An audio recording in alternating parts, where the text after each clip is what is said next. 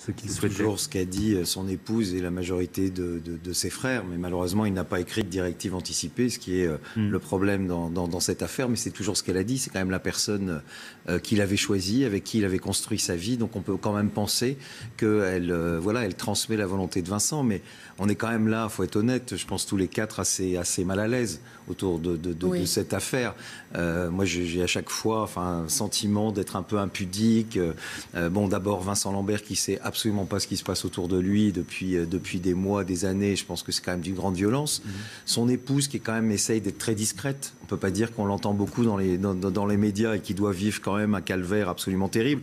Je pense que ses parents, même si je partage pas leur acharnement, c'est évidemment pas simple. Et puis aussi les équipes médicales, parce que moi je ne sais pas quelle va être la suite. On en discutait tout à l'heure tous les trois. Vous vous rendez compte, cette équipe médicale qui s'occupe aujourd'hui de Vincent Lambert, la pression qu'elle subit, on les menace maintenant de les poursuivre, de les poursuivre en justice. Et je pense que pour tout le monde c'est terrible. Il est temps que ça s'arrête. Je veux dire, personne ici ne connaît le dossier médical. Il y a eu des experts. Il y a eu une trentaine de décisions,